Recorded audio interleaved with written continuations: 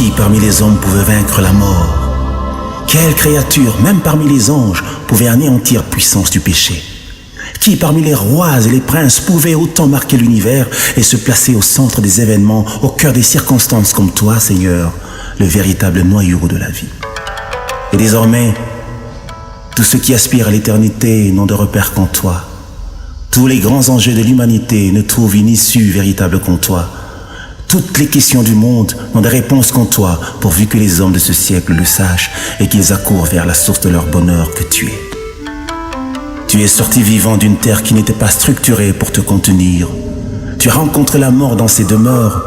Tu lui as ravi les clés du séjour de mort et tu as rendu libres toutes les victimes que l'aiguillon de la mort avait frappées. Tu venais de publier le décret qui mettait fin au règne des ténèbres et ouvert pour l'humanité rachetée une ère nouvelle. La puissance de la résurrection t'a ramené vivant de là où tous ceux qui sont nés de femmes sont restés captifs, jusqu'à ce que tu viennes accomplir ce qui était prévu dès les origines.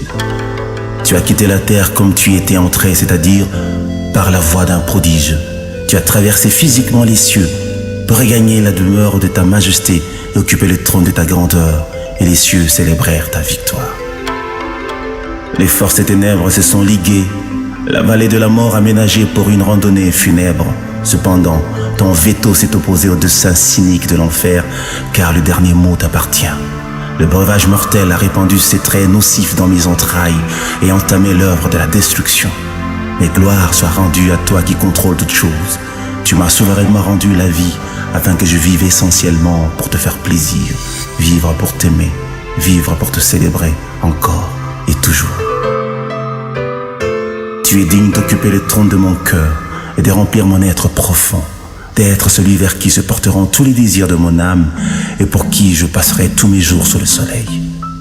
Il y a des mots que je ne peux dire qu'à toi et ceux que je ne peux entendre que de toi.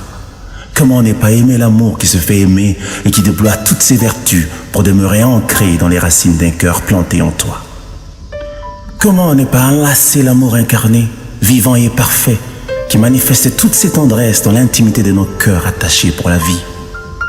Comment ne pas se réjouir d'un bonheur si réel, si puissant et si vrai, qui se vit mieux qu'il ne se raconte? L'histoire de notre alliance est pareille à une merveille que tu as inscrite dans les annales de l'éternité et qui ressemble aujourd'hui à une légende. Je suis issu du tronc de l'arbre de vie et planté comme une vigne de l'Éternel pour servir de signe de présage à cette génération et porter les fruits qui seront servis à la table du roi aux noces de l'agneau sous les airs de l'adoration.